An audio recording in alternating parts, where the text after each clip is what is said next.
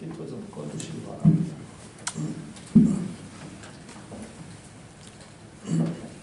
오늘 하나님께서 우리에게 주신 본문 말씀은 사도 바울이 성령의 감동을 받아서 고린도 교인들에게 쓴 편지의 하나님의 말씀입니다. 이 귀한 시간에 말씀을 잘 들으시고 은혜를 받는 여러분들이 되시기를 주님의 이름으로 축원합니다. 아멘. 이 고린도라고 하는 도시는 그리스 본토와 펠로폰네소스의 반도를 잇는 지역에 위치한 도시였습니다.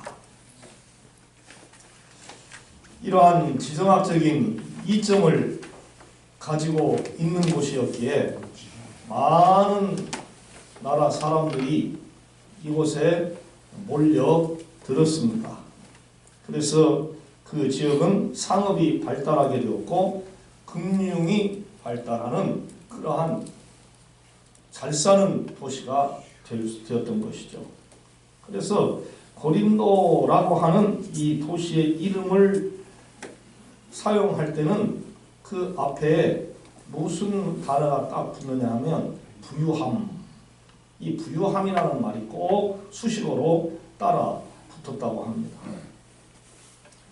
하지만 건전한 학문적인 그러한 열망이 높았던 아테네와는 달리 아카데미에 대한 기록은 발견되지 않는 곳이었습니다. 대체로 부유한 상업 도시들이 그러하듯이 이 고린도에서는 즐거움과 쾌락을 추구하는 그러한 문화가 팽배했었던 것이죠. 또 세계 각지에서 흘러들어온 사람들이 많았던 까닭에 상업과 금융 분야의 치열한 경쟁을 이겨낸 신흥 부자들이 많았습니다.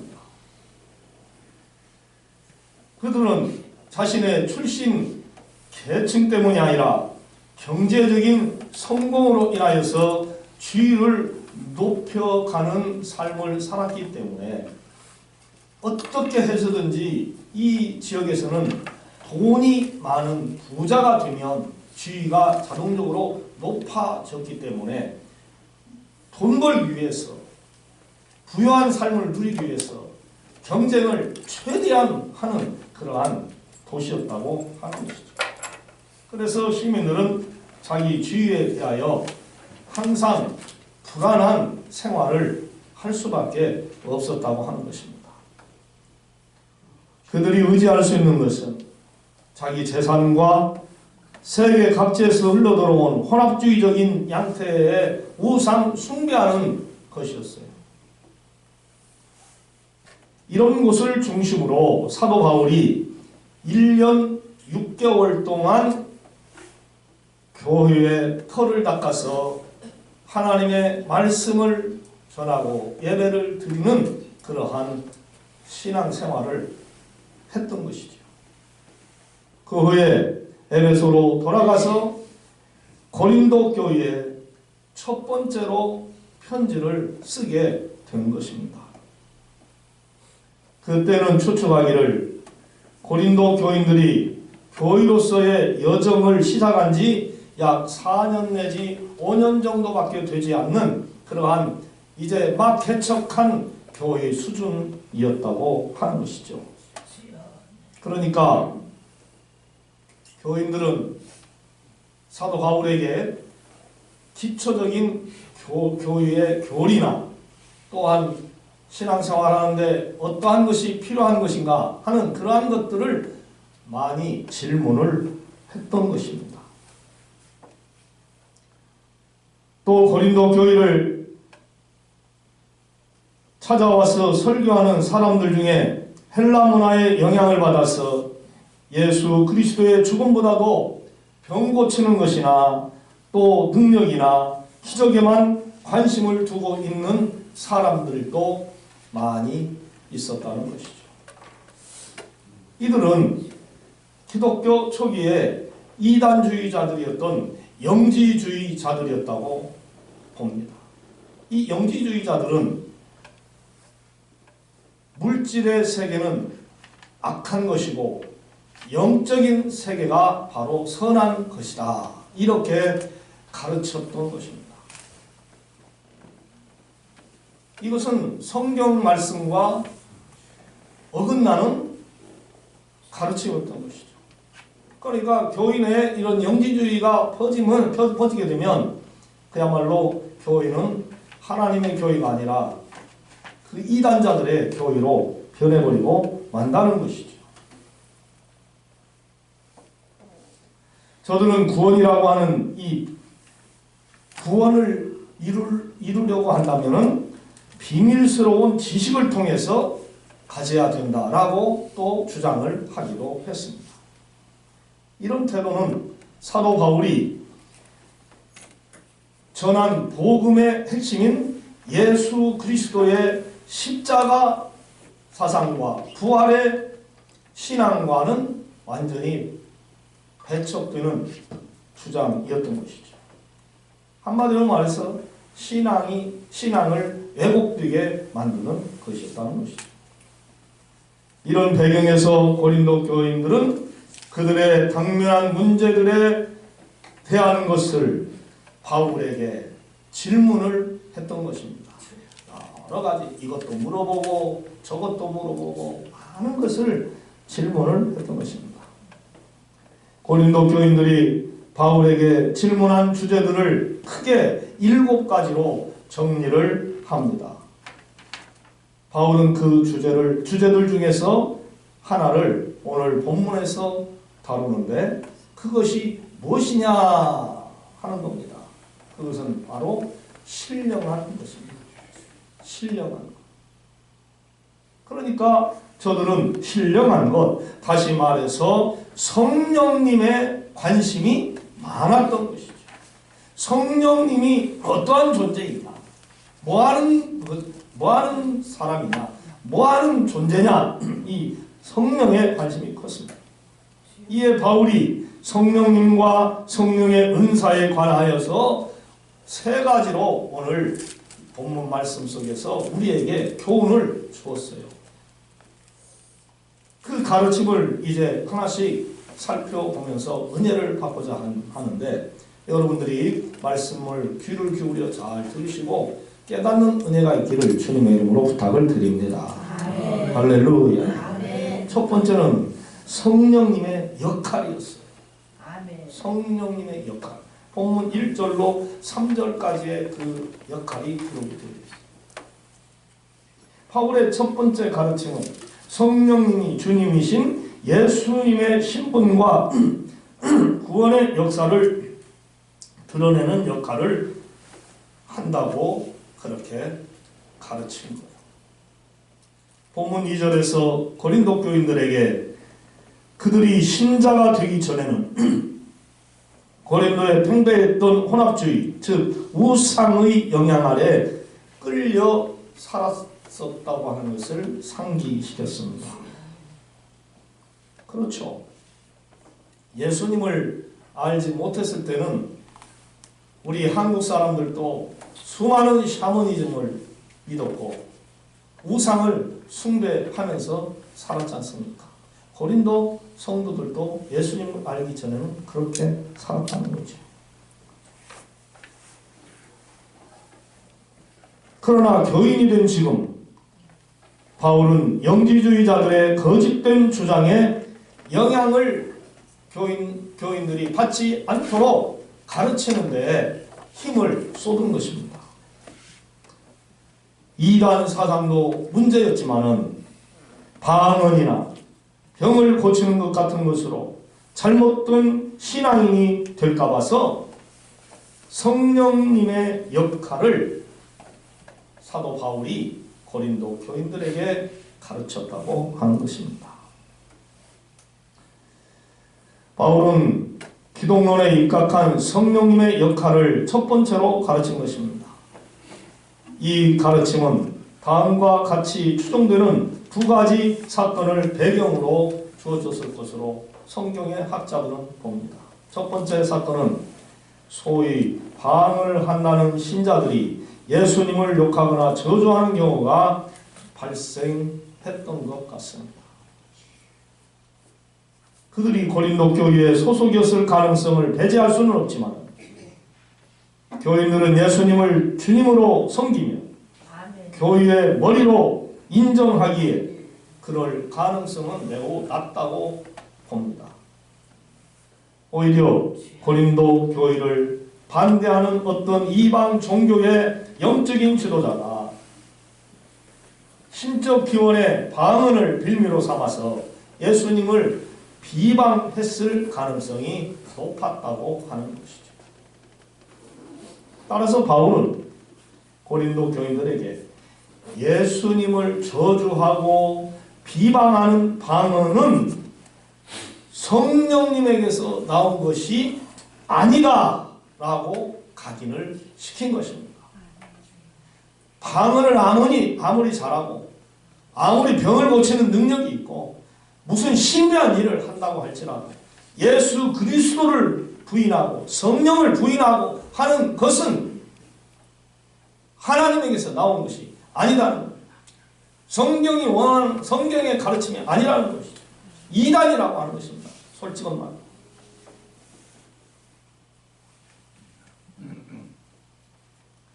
그 다음에 두 번째 추정되는 사건은 고린도 교인들이 그들에게 속하지 않는 사람들 중에 예수님을 중심으로 인정하는 사람이 존재한다는 사실을 경험한 것입니다. 이들은 예수님을 주님으로 인정은 하나 교회의 구성원으로 포함되지 않는 사람일 수도 있고 다른 교회에 추천서 없이 순회하는 설교자였을 수도 있는 것이다. 이렇게 말하고 있습니다.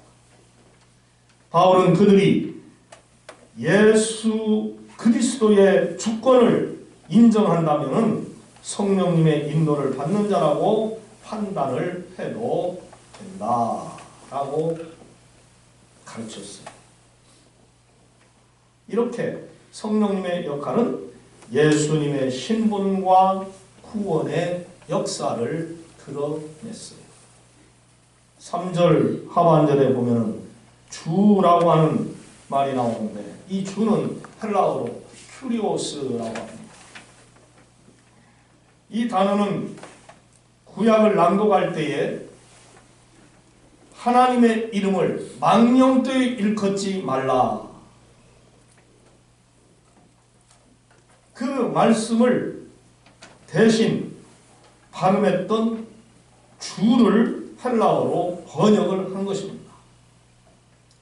구약시대에는 야훼 하나님의 이름을 사람들이 부를 수가 없었습니다. 부르면 저주를 받거나 죽는다고 생각을 했었습니다. 그렇게 알고 믿었습니다. 그래서 큐리오스, 하나님은 주님이시다, 큐리오스 이렇게 불렀던 것이죠. 이를 통해 바울은 예수님을 주님이라는 하나님의 호칭으로 부르도록 인도하는 것이 바로 성령의 역할이다 라고 강조를 한 거지요. 사람이 예수님의 주님이신 것을 인정하지 않는다면 그는 하나님의 영을 받지 않는 거라고 판단해도 무방하다. 오늘날에도 자칭 영적인 사람이다라고 주장을 하면서 자기가 마치 선지자고 자기가 마치 하나님의 사자고 하나님과 같은 존재라고 생각하면서 거만에 빠진 자들이 간혹 가다가 하나님의 이름도 경솔하게 사용하고 성령에 관한 것도 경솔하게 사용하고 이러한 악한 짓을 저지르는 자들이 있어요. 아무리 하나님과 가깝게 지내는 영적인 사람이라 한다 할지라도 예의가 있어야 하는 거예요. 예의가. 여러분 아무리 사람하고 친하다 해도 지나친 농담을 하면 신뢰가 되고 그 사람을 욕되게 하고 맘상하게 하고 결국 돌아서게 되는 그러한 괴로움을 겪는 것이 인간 세계에 많이 나타납니다. 아무리 친해도요, 무시하는 말이나 행동을 해서는 안 됩니다. 하나님 까불면 너 죽어, 하나님도 까불면 죽어, 이런 말을 표현하는 악한 자들이 있어요. 세상에 어떻게 그렇게 말을 할 수가 있어요? 하나님도 까불면 죽어? 지가 하나님이야? 하나님보다 높다?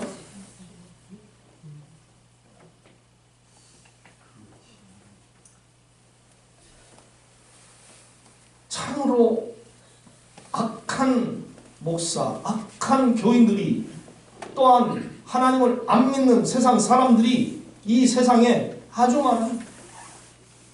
교회를 갖다가, 기독교를 갖다가 개독교라고 말하는, 하나님을 어디가 하나님이 있냐고, 하나님 믿으려면 내 주먹을 믿으려, 가짜는 것이. 지금까지 주먹이 뭐 얼마나 대단. 타이슨은 뭐 타이슨보다 더 강해? 타이슨도 홀리필드라고 하는 사람한테는 졌어요. 2번이나. 아무리 주먹 펀치가 세다 해도 그보다 더 센 사람이 또 있어요. 세상에는. 어디서 주먹 자랑을 하나님 앞에. 그래서 하나님을 존귀하게 여기는 자가 존귀 여김을 받지, 하나님 무시하고 예수님 무시하고 성령 무시하고 이 삼위일체 하나님을 무시하는 자는 저주를 받게 되어 있습니다. 저주를. 그들이 아무리 영적 체험을 많이 하고 별의별 유명한 짓을 다 해도 그들의 입술에서 나오는 말이나 그들의 행위에서 나오는 더러운 그걸 보면, 아, 이 자가 참 목자인가, 참 크리스천인가, 참 선지자인가 구분을 할 수가 있다는 거예요. 행동, 그 입에서 나오는 열매를 보면 안다는 거예요. 그렇죠. 열매를 보면 알죠. 열매. 그 나무에 사과가 달려있어요. 그건 무슨 나무예요? 복숭아가 달려있어요. 무슨 나무예요? 토마토가 달려있어요. 무슨 나무예요? 잘하시네. 그 열매를 보면 알아요. 나무에서. 마찬가지예요. 그 사람의 말과 행위, 행동하는 거, 말하는 거 보면은 이 사람이 그리스도인인가, 세상 사람인가, 이단자인가 알 수가 있는 거죠. 그러나 우리는 예수님이 주님 되심을 인정하고 성령님의 인도를 구해야 할 줄로 믿습니다. 할렐루야. 예수는 나의 힘이요 내 기쁨 되시니 구주 예수 떠나가면 죄중에 빠지리. 눈물이 앞을 가리고 하는 그 찬송 있잖아요. 우리는 주님만 믿고 따라가야 할 줄로 믿습니다. 할렐루야. 주님만 바라봐야 됩니다. 주님이 나의 하나님이십니다. 주님이 내 가는 길에 인도자시고 나를 도우시는 협력자시고 나를 승리케 하시는 승리의 하나님이십니다. 예수님의 이름으로 여러분 기도하지 않습니까? 예수님의 이름으로 기도했더니 병이 나섰어요. 할렐루야. 예수의 이름으로 기도했더니 사업이 잘 돼요. 아멘. 예수님의 이름으로 기도하면 마음이 편안해지고 새 힘이 솟아나요. 할렐루야. 제가 비행기를, 제가 가끔 이런 예화는 말했지만 또 갑자기 생각나요. 비행기를 타고 이렇게 가다 보면은 기류가 막 심하게 기류가 나빠가지고 비행기가 막 심하게 흔들릴 때가 있어요. 몸이 막 흔들리고. 그럼 여러분 두려워요, 안 두려워요? 그때 안 두렵다고 하는 사람은 거짓말이에요. 아, 두려워요. 비행기 추락가 이러다가 추락하면 어떻게 되지? 비참하게 죽는 거야. 바닷속에 빠져 죽을 거야. 그런데요, 그렇게 두려울 때 주님이 지켜주실 줄 믿습니다. 꼭 안전하게 이 비행기가 착륙할 수 있게 도와주소서. 기도하고 나면 아무 근심 걱정이 사라져버려요. 할렐루야. 참 그럴 때에 제가 하나님을 믿는 믿음이 얼마나 좋은가를 체험합니다. 네, 체험. 어제도 우리나라 서승재, 김원호 배드민턴 남자 복식 선수들이 어느 나라하고 준결승전을 이렇게 하는데요. 너무나도 막 비까비까하게 막 경기를 하는 거예요. 한 점씩 주고받고 팽팽하게 하고 20대 18인가로 지고 있었어요. 첫 게임은. 근데 제가 앉아가지고 보면서 누워갖고 보다가 앉아갖고 일어나서 기도했어요. 이기게 해주세요. 우리나라가 이기게 해주세요. 그랬는데 역전시켜갖고 첫 세트를 이겨버렸어요. 할렐루야. 주여 하나님 내 기도를 또 들어주셔서 제가 이런 말하면 안 했는데 당신은 꼭 당신이 기도한다고 다 이기게 되는 거야. 아닌가 아니냐고 이런 식으로 은근히 말을 하면서 나를 꼭 이렇게 좀 서는데 저는요 어떻든 저렇든 그렇든 뭐래 신경 안 쓰고 기도하는 거예요. 하나님 우리나라가 이기게 해주세요. 우리 예수님 믿는 사람 더 잘하게 해주세요. 근데 어떻게 이렇게 역전을 시켰어? 나는 주님께 감사하죠. 내가 그렇게 기도했는데 어떻게 결과가 좋게 나오니까 그냥 감사하는 거예요. 그런데 이상하게 제가 그런 많이 체험해요. 기도를 간절히 하면 이길 때가 많아요. 아멘도 안 하면. 그냥 대충 누워서 이기든지 말든지 알아서 하세요. 하나님 알아서 이길 것 같네요 하고 보면 꼭 질 때가 많고 하나님 막 기도를 하면서 보고 기도를 하고는 또 역전시켜서 이기는 경우가 많아요. 그래서 나는 기도를 많이 해요. 그것도 아따고 목사님 기도를 남발하네. 아니에요. 나는 애국자예요. 저는 애국자라고 스스로 자칭합니다. 왜 애국자일까요? 날마다 하나님께 이 나라를 위해서 뭐 한다고? 여러분 날마다 이 나라를 위해서 기도합니까? 솔직히 나는 날마다 이 나라를 위해서 기도합니다는 분 눈 한 번 감아보세요. 별로 없네. 몇 분 안 되네. 애국자가 누가 애국자예요? 나라를 위해서 기도하는 사람이 애국자예요. 꼭 광화문에 가야 애국자 아니요? 꼭 어디 또 광화문 말고 어디요? 대학로. 대학로? 대학로? 거기만 가야 애국자예요?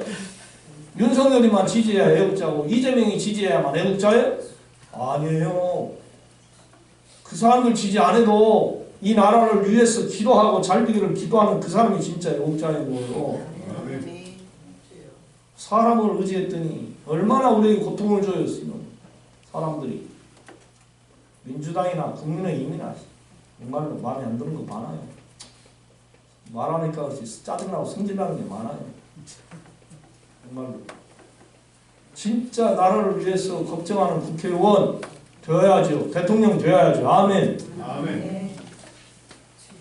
국민을 잘 살게 하고 국민을 행복하게 하는 지도자가 그게 진짜 지도자지. 당만 위해서 싸우는 게 지도자들이에요? 정치 얘기 안 하려고 하니까는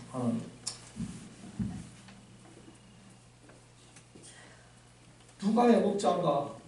행위를 보면 안 돼요. 우리는 예수님만 바라보고 살아야 합니다. 할렐루야. 아멘. 사람을 보고 세상을 보면 실망할 것 많아요. 예수님만 봅시다. 할렐루야. 그 다음에 두 번째로 성령의 은사의 삼위일체적인 특징입니다. 사도 바울은 고린도 교인들에게 보낸 편지에서 성령님에 관한 두 번째 가르침으로 성령의 은사의 삼위일체적 특징을 말하고 있습니다. 우리가 성령의 은사를 구할 때에 하나님은 형편과 상황을 따라서 한 성령으로부터 다양한 은사를 나누어 주십니다. 은사는 곧 선물입니다. 하나님의 선물. 내가 상대방에게 뭔가를 줄 때에 상대방이 무엇을 잘해서 주면은 상이 되고 잘 못해서 주면은 보상이 되고, 잘 봐달라고 하면서 주는 것은 뇌물입니다. 그러나 내가 상대방에게 아무런 대가를 바라지 않고 주는 것은 선물입니다. 선물은 대가를 바라지 않고 주고받는 것이기 때문에 주는 자도 즐겁고 받는 자도 즐겁습니다. 그래서 사람들은 가족이나 친구들이나 그 누구가 생일을 맞이하면 케이크를 사주고 또 밥도 사주고 용돈도 주고 그러지 않습니까? 이게 바로 선물이죠. 이처럼 사도 바울은 4절에서 성령 하나님이 아무런 대가를 바라시지 않고 고린도 교인들에게 은사, 즉 선물을 주셨다 그랬어요. 그런데 선물은 각 사람의 취향이나 필요에 따라 그 종류가 다양합니다. 그렇죠? 여러분 선물 받아보면 아시지만 다양하게 받죠. 이번 설 명절이 돌아오는데 사랑하는 자녀들이 똑같이 사과만 전부 다 사과만 사왔어. 사과만. 좋아요 안 좋아요? 네? 좋아요? 좋죠. 좋기는. 그런데 사과도 사오고 배도 사오고 꽃감도 사오고 생선도 사오고 용돈도 주고 그래요. 그럼 더 좋아요? 안 좋아요? 더 좋지. 배만 사와. 배만. 배도 좋아하지도 않는데. 떡만 사오고 또. 권사님 나 이번에 목사님한테 뭐 선물할 텐데 뭐 할 거야? 나는 반도 떼야지. 저한테 선물하라고 지금 가르쳐주는 건 아니에요. 가르쳐주는 건 아니고 그냥 하는 소리예요. 하는 소리. 저도 선물을 우리 성도님들에게 다양하게 받으니까 골고루 먹어서 좋더라고. 맞아요. 선물은 다양한 거예요. 생일 선물이 따로 있고 합격 선물이 따로 있고 사업 잘 돼서 기타 위에 여러 가지 선물은 다양합니다. 바울은 성령의 다양한 은사를 삼위일체적인 구조에서 가르쳤어요. 성령님, 주님, 하나님을 각각 은사와 직무, 효력과 연관을 시켰습니다. 은사, 직무, 효력이라고 하는 이 세 가지 용어는 헬라어로 각각 카리스마, 또 디아코니아, 에네르게마라고 표현을 합니다. 이들은 모두 성령님의 작용을 나타내는 말들이에요. 바울은 성령의 은사를 다양하게 구원은 하나님이며 성령님은 하나님의 뜻대로 모든 사람에게 서로 다른 은사를 주는 분으로 강조를 했습니다. 아멘. 즉 성령의 은사는 하나님의 일치와 다양성을 표현한다는 깊은 의미가 있다는 것이죠. 할렐루야. 그러므로 서로 다양한 은사를 가진 성도들은 은사의 무슨 크고 작은 거 우위에 대해서 말할 필요가 없이 은사를 받은 대로 하나님께 선물을 받은 대로 자기가 그 일에 충성을 다하면 되는 걸로 믿으시기를 바랍니다. 나는 기도의 은사가 있어. 나는 방언의 은사가 있어. 나는 병 고치는 은사가 있어. 나는 지식이 하나님의 말씀을 잘하는 지식의 지혜의 은사가 있어. 방언 통역하는 은사가 있고 사랑의 은사가 있고 나는 막 이런 은사가 있어. 예, 잘했어요. 여러분 그 은사 하나님께 받은 거 감사하시기를 바랍니다. 예. 은사를 사모하라고 했어요. 그런데 그 은사 중에서도 특별히 무슨 은사를 받기를 사모하라고 했어요? 사랑의 은사를 받기를 사모하라. 다 은사가 좋아도 사랑보다도 더 큰 은사가 없다는 사랑이 첫 번째라는 걸 보면 그럼 나는 우리 교인을 얼마나 사랑하는지 몰라 라고 내 스스로도 알고 다른 사람이 그렇게 알아줘. 우쭐댈 필요 없어요.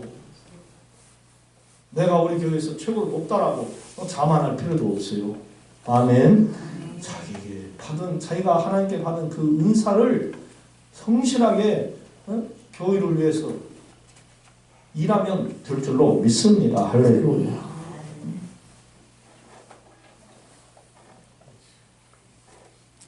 다 인정이야. 네, 다 인정이야. 전에 이명박 전 대통령이 장로님이었는데 교회에서 뭘 봉사했다고 그랬죠? 주차. 차. 진짜 얼마나 멋졌어요. 나는 참 그걸 그러니까 대통령도 됐다라고 그렇게 생각을 했는데 장로님이나 주차 그거 관리하는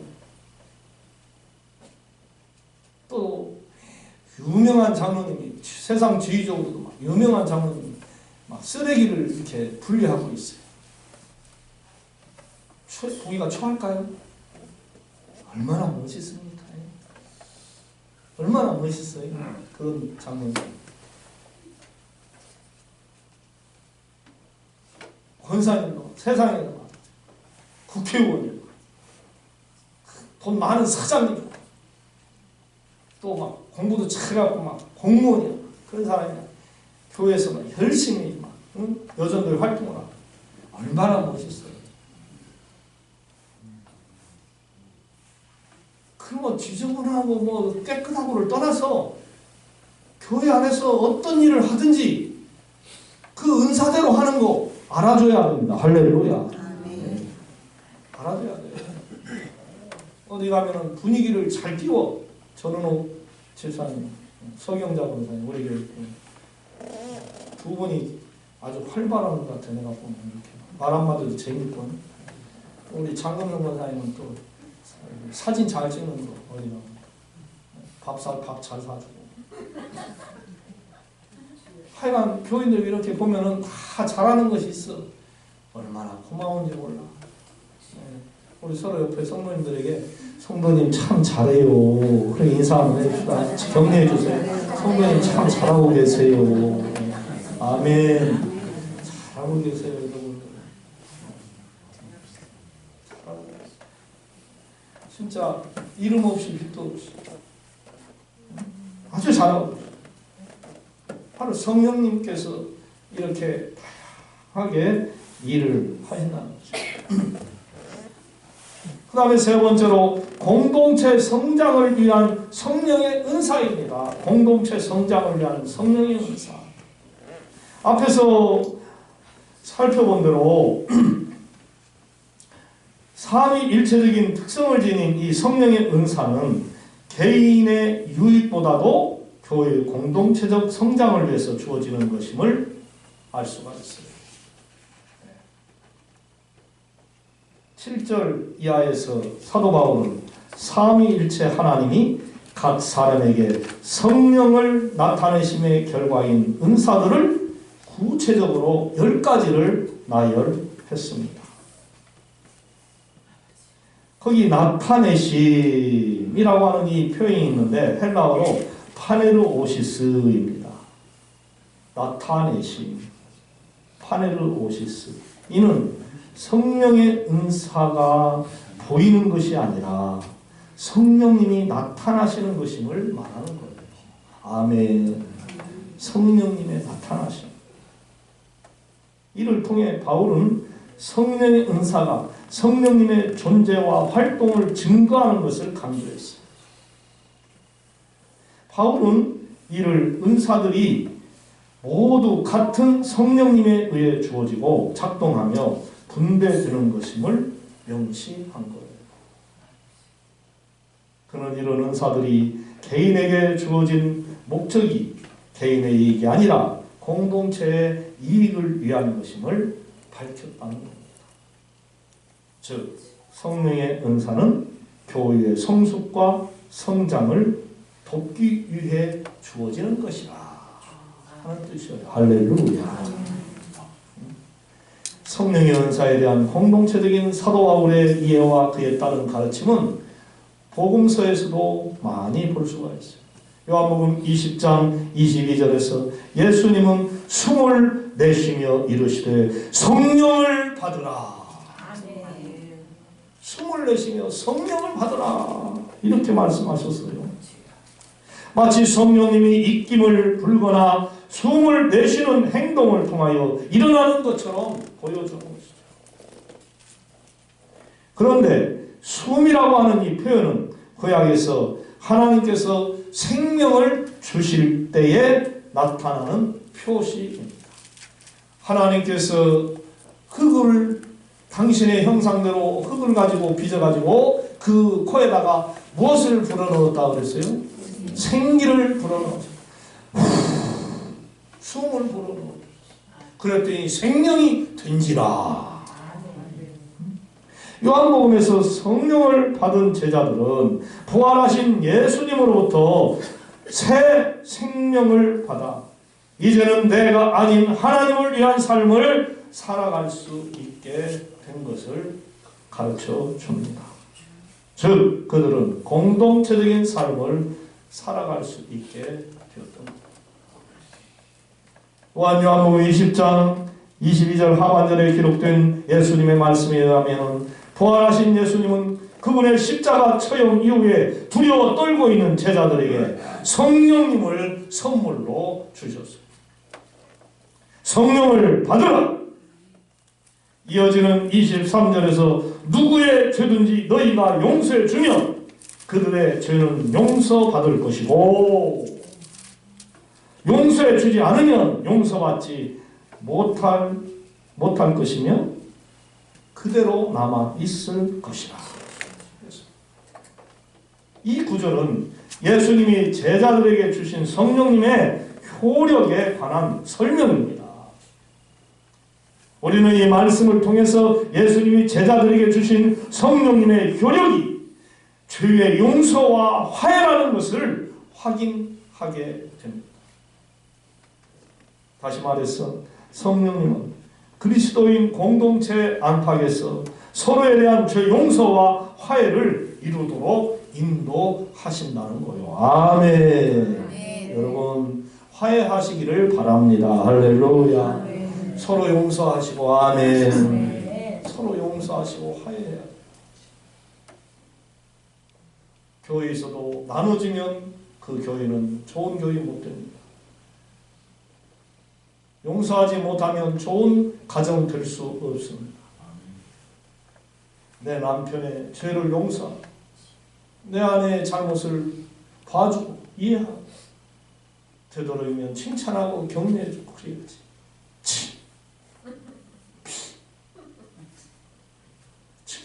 경멸하는 프로 가지 이렇게 쳐다보고 이렇게 말하고 표현하면 그 가정 절대로 행복할 수가 없어요. 불쌍히 여겨야 됩니다. 사랑으로. 너는 나 때문에 살아야. 너는 나 때문에 살아. 인간아, 너는 나 때문에 살아. 이런 봐주는 사랑. 여보, 그래도 내가 당신 때문에 살아요. 아멘. 당신 때문에 내가 아야 너가 있어서 내가 아빠가 된다. 자유공원에 혹시 산책해 보신 분들 계십니까? 자유공원 산책 요즘 김영호 권사님 요즘 산책 안 하셨어요? 자유공원? 안 하셨구나. 자유공원에 가면 뭐가 막 다닥다닥하게 막 나무에다가 막 전기 막 이런 기둥에 막 붙어 있는 거 있는데요. 사람을 찾습니다. 준우야 아빠가 잘못했으니 돌아와라. 사람을 찾는 그 종이가 여기저기 붙어있어요. 지금 한 보름째 붙어있어요. 그래서 제가 전화를 해가지고 혹시 준우 들어왔어요? 궁금해가지고 물어보고 싶어. 들어왔다고 할렐루야 하려고. 근데 전화가 안 되네. 괜히 오해할까 싶어서 또. 이놈 자식이 성질났다고 가출을 해버렸나 봐. 아빠가 미안해 집에 돌아와. 그걸 볼 때마다 세상에 그 새끼는 새끼대로 고생할 거 아니에요. 집 나갔으니 얼마나 고생스러웠겠어요. 집에 있을 때가 자식들은 편안한 거죠. 집 나가면 개고생이야, 사장말로. 그 부모는 또 얼마나 가슴 아파. 이 새끼가 나갔으니 그 가정이 얼마나 콩가루가 되겠냐고. 부부가 얼마나 그걸로 싸우고 다투고 당신 때문에 나갔잖아 막 하면 또 싸웠을 거 아니야. 보나마나 너 새끼 하나 때문에 집안이 완전히 풍지박산이 나요. 근데 그 새끼만 판단해서 나쁘다고 말 못해요. 부모가 잘못하면 새끼가 이렇게 가출할 수가 있어요. 그냥 부모가 잘 살아야 하잖아요. 아멘. 잘 살아요. 용서 안 해주면 어떻게 살겠어요? 한재일 집사님. 용서 안 해주면 어떻게 살겠어? 신옥철 권사님 용서 안 해주면 어떻게 살겠냐? 나 잘못한 거 없어라. 왜 어가 없어? 이 집 다 살자고. 이름 안 부르려고 했는데 오늘 또 자꾸 이름 불러지. 이상한 애가. 설교 시간에 이름 안 부르려고 여러분 뜨끈뜨끈 놀래잖아. 안 부르려고 꼭 불려줘. 이게 아주 습관이야. 습관. 용서하세요. 할렐루야. 용서하시고 화해하시고 이것도 성령님께서 하시는 거예요. 아멘. 용서하고 화해할 때 가정이 평안하고 교회가 평안하고 나라가 평안해지는 거예요. 오늘 우리는 사도 바울이 고린도 교회에 관한 성령님의 역할과 은사에 대한 가르침을 봤어요. 바울은 성령님이 예수님의 신분과 구원 역사를 드러내며 성령의 은사가 삼위일체적 특징을 반영하고 교회의 공동체적인 성장을 위해 주어진 것임을 강력하게 강조했습니다. 이런 가르침을 통해 우리는 성령의 은사가 개인의 유익이 아니라 공동체의 유익을 위한 것임을 깨달아야 한다는 것입니다. 여러분이 무슨 은사를 받았든지 여러분을 위해서 하나님 주신 게 아니라 공동체의 유익을 위해서 줬다고 하는 것을 꼭 기억해야 합니다. 이제 우리는 같은 성령님으로 주님의 교회를 바르게 세워나가기 위해서 세 가지를 실천해야 합니다. 그 첫 번째는 예수님의 주되심을 인정해야 됩니다. 예수님이 나의 주이고, 두 번째는 우리는 다양한 성령의 은사를 존중하고 협력해야 한다는 것입니다. 아멘. 세 번째로 우리 모두는 죄를 용서해주고 화해를 실천하는 그러한 성도가 되어야 할 줄로 믿습니다. 할렐루야. 하나님, 부족한 이 종과 우리 환석중앙교회 성도님들이 성령님으로 온전히 하나가 되는 교인들이 다 되게 하여 주옵소서. 예수님의 이름으로 기도드리옵나이다.